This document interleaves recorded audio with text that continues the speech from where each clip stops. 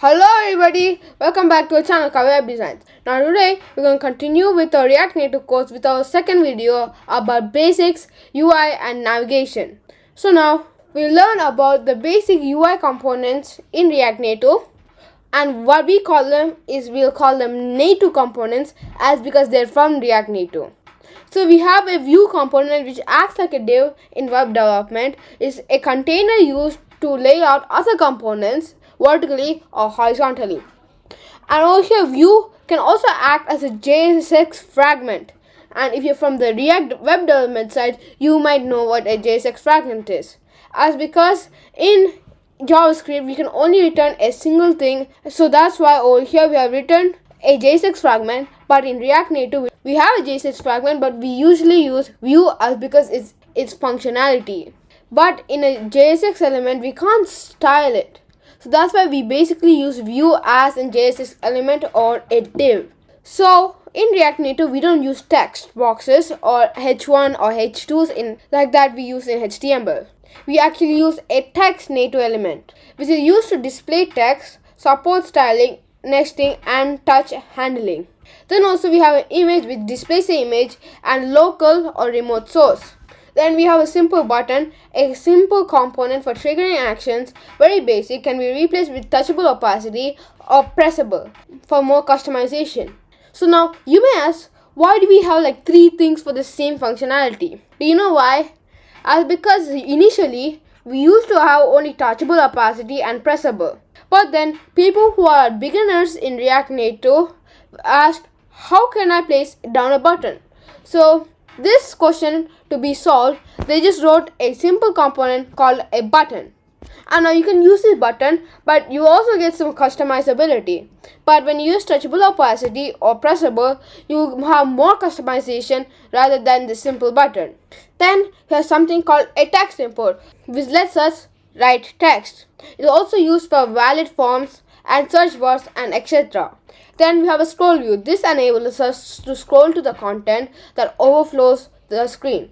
It's the idea for vertical layers that may grow longer and longer.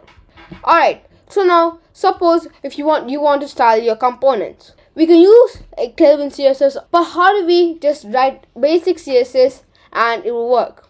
So that's why over here we use the style sheet. So now the style sheet is basically like the style tag that you write in HTML, where we create a object over here using the style sheet.create function, where we pass in an object, and in there is more key value pairs, and the value over here is another object. So this over here is like a class, and we access it by writing styles, which is a variable dot container, where we access all of these styles. And over here these names are fixed. Even if there's a single letter wrong, the whole thing will be wrong. Alright, so now over here, first we have to import style sheet from React Native. Then we can use style sheet.create, which is a function in style sheet. We usually apply it to an object called styles, so that then we can use styles.container, styles.text or styles.button to access our classes. But you can also write inline styling, where you just pass in the style prop, give an object and write your things that you want to style with it. Alright, so the key takeaways from web development with CSS is that in React Native we use camel case. So camel case is the first letter for the first word is down lock, and then for the next word, first letter, it's caps lock. So now this is repeated for every 2 word, 3 word, 4 word or any amount of words. And just for one word we write flex without any capital, padding without any capital, color, and like that. Alright, so now but for the names you can use camel case or you can use snake case or any case you want. So now let's move on to the React navigation setup. To move between different screens, React Native relies on React Navigation, a third-party library. It provides multiple navigation patterns, such as the stack navigation, which mimics a stack of cards. When a new screen is opened, it sits on top of the existing stack. And you can go back using the back button. And once you click on it, it will remove the topmost screen out of the stack. Then we have tab navigation, which displays a bottom or tab bar, ideal for apps with major screens such as home, profile and settings. There's also something called drawer navigation. You might see it in web development when you have a mobile phone on a website and you click on the hamburger menu, you'll get a drawer. So this is common in menus that slides in. It's common in apps with a lot of sections such as Gmail and etc. So now here, if you see, this is the stack navigation where we have this arrow that can take us back to the previous screen by just popping out the latest screen. If you look over here, we have the tabs navigation where over here we have our home, then we have our settings, and then we have the about page. And if you look over here, we have a drawer over here where a drawer opens up like the ones you have at home, and then we have all the navigation buttons inside there. Alright, so now let's get on with our examples. So to do that, first you have to open up your Google Chrome. So I'm going to do that, and first go to GitHub where we're gonna get the code. So I'm using my account. I'll go to my repositories and click on the React Native course. And if you want to find it, you can copy this over here and paste it in here. It'll take you to the same website. And over here, you should see this repositories tab over here. Just click it, and there you go, you're back at this page. Over here, you can just download zip, or if you want, you can clone it. So now, what we're gonna do is open up Visual Studio Code in that project, and over here, do not navigate to the home screen. Rather, navigate to the one that says to basic UI and navigation. Alright. So now over here we're gonna have our assets, which stores all of our images, our source which has all the code. Then we have app.js, which stores all of our navigation, and we have index.js, which renders all of the things, and we have package.json, which has all of our packages. So now I'm gonna explain these packages. So this expo vector icons provides us the icons that we need. Then over here, these are the React navigation related. Then we have Expo and Expo status bar. We have React and React Native. We have React Native gesture handler, which we need to handle the taps and clicks. Then we have React reanimated, so that we can animate the drawer opening. This is required for the drawer. We have safe area context. So this one is so that things don't flow out of our mobile phone. Then we have React Native screens. This is also this navigation related. Alright. So now without further ado, let's go on to our source. So for this, if you don't have a phone, you can use the emulators over here by just running expo start and A or I depending on what you want. So I already have my emulators over here. So now over here I have my simulator over here, which is my iOS simulator, where I have my iPhone 16e with Expo going in there. So now I'm going to use this. And if you want over here, if you don't know how to get this emulator, I advise you to go back one video where I teach you the setup and installation of these simulators. Alright, so now without further ado, let's get started. Alright, so now the first thing I want to teach you is this view. So first you got to import it. I'm also importing style sheets because I'm going to use style sheets. And over here we have a simple container which will contain all of these views. We have a flex of 1, that means take up all the space, a padding of 20, a flex direction of row, and a justify content of between. So what does all of this mean? Padding, you know, it's in the box model, is going to apply space to itself. So padding means in all directions we apply 20 amount of padding.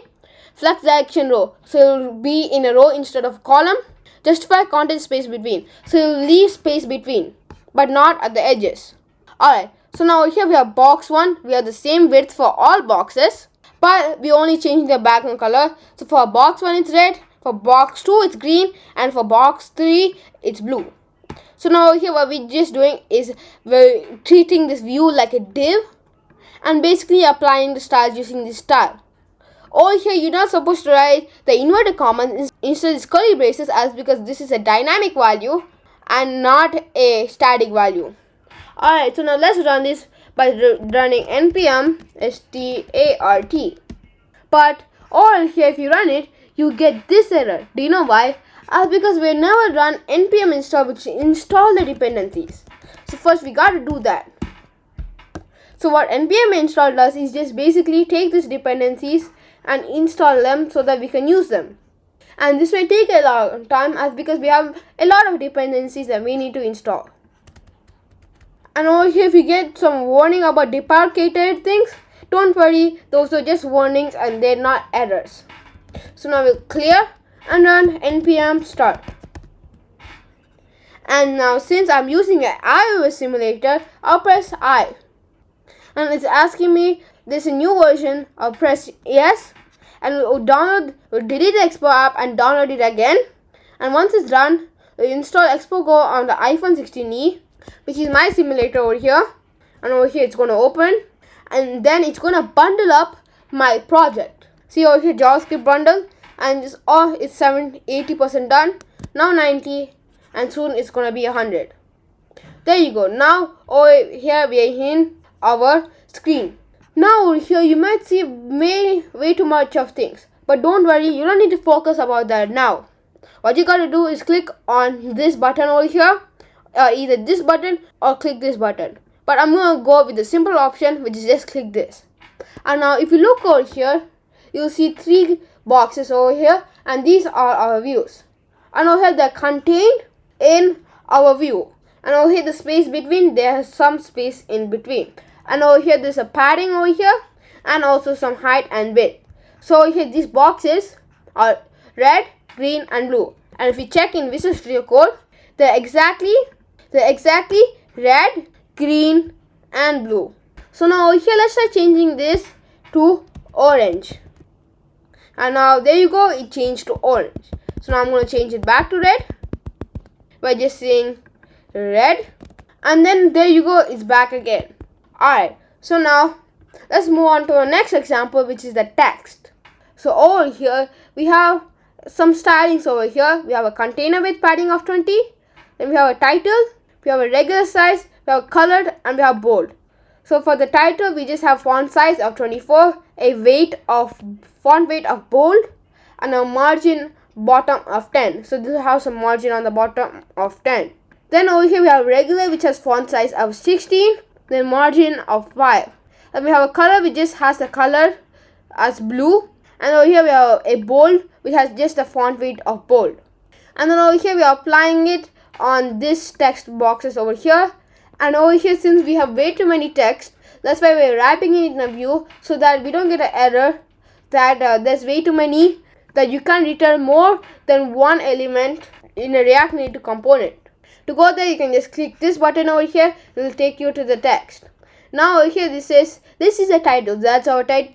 So that's our title. Then we have the regular text.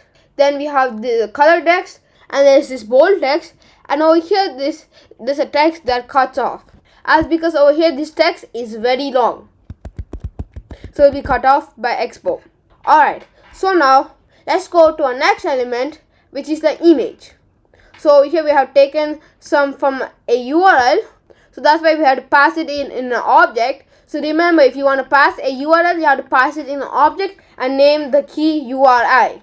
So here we have our container view. Then over here we are aligning the items to the center. Then we change the background color to be white. And over here we have a square image with some border, and border color has also a margin and height and width. We have a very wide image which takes up 100% of the width, but over here we have a height of 150, a margin bottom of 20, and a border radius of 10. Then we have a circle image where over here we have added this border radius of 75, which makes it curve into a circle. So now let's check it out. Now you can go to the image, and once the image is loaded, we can see something like this. So now over here we have a square image of a mountain. We have a very wide image of a tricycle. Then over here we have a circle image of the mountains, or it may be also the water. So now let's move on to our button. So in button.js, over here we have a button title, a spacing, and then a counter. So over here we have a spacing which has a height of 20. So that's just so that we can have some spacing. We have a title, then also we have a container. So over here we have our text title. Then over here we have a disable button. So here we just have to pass in this disable as true, and it will be disabled. And over here there's a really cool feature called on press. So whenever you click on it, you can do something. But now we just set it to do nothing. Then we have some space. Then we have a success button. What we basically do is just alert success. So here we're using this on press, so that we'll call a callback function that will call another function that says success. So now we can just simplify this to just say alert. And so as over here, this is a warning button where it basically says warning. So now we'll go to our simulator button. Over here it's better to add this function as because there might be some unexpected errors. Alright, so now what we gotta do is go back to our simulator. And in here I'm going to go to my button. So here we have this disable button. So no matter how hard I click, it doesn't work. We have a success button, we will alert our success. We have a warning button, we will say warning. Pretty simple, right? Alright, so now let's move on to our text input. So now over here we have some stylings such as our input, our regular input, height of 40, color, border color as gray, border color as gray, width of border width of 1, a margin of 20, a padding of 10, and a border radius of 5. Then we have a multi-line input where we have a height of 100, we have border color as gray, we have border width as 1, we have margin bottom of 20, we have padding as 10, border radius as 5, and text aligned vertical as top. Then over here we have a label. So now over here we have a text input. It's a basic text input, so we just put styles over here and then a placeholder. Then over here we have this password text input where we just put this secure text entry. So now over here we didn't write equals true over here as because when we write it will obviously become true. Then we have a multi-line text input. We write over here multi-line. We give the styling of multi-line input. We have a placeholder, and over here we have specified the number of lines to be 4. So you can't exceed more than 4 lines. Now let's see in our simulator. So into the input, and over here I'm going to type in hello, and in password I'm going to type in a secret password which you're not going to see. And over here you can't see my password. And over here we have a multi-line text input. I can say hello, hello, and I'm going to repeat this 2 more times. Hello and hello. Now this is already 4 lines. And over here is exceeding 4 lines. Obviously I'm going to type in hello, and over here Apple will autocorrect for me. And if I type in my name is, and this is auto completion also, Ishank. So now here we have 2 lines. So now let's go to our Visual Studio Code so that we can do our last final example, the scroll view. Over here at first glance the code might look a little bit harder, but I'll explain to you. So over here we have all of our styling, which I'm really not going to explain. But over here we have a header, and over here we have a scroll view. So we are saying styles, we are applying our styling, and over here passing in a children element where we just basically mapping. So here we are creating an array of 20 elements, we are spreading it out, then we are mapping it, we are taking the index, we are giving that as the key, and we're also saying text which has the item of I plus 1. So initially I is 0, so we add 1, item 1, item 2, item 3 until 20. Then we're doing the same for horizontal scroll view, but over here we're saying horizontal, so that means that horizontal equals true.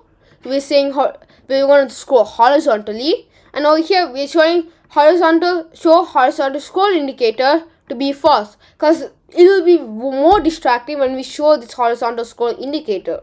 Alright, so now let's try it out. Over here we can scroll, and if you see over here you can see the scroll bar. I'm going to touch it, and now I can also scroll with it. Now over here we have a horizontal scroll view, but if you look over here, the scroll indicator is not even there. So that makes it less distracting because there is even lesser amount of space in the horizontal scroll view rather than the vertical scroll view. Alright, so now I'm going to go back to my home. Now let's try the React navigation.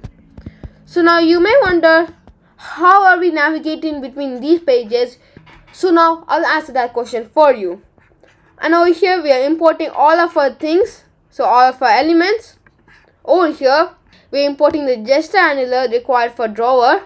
Then React is compulsory, and these are the ones which are gonna create our navigation. This is for stack, this is for drawer, this is for bottom.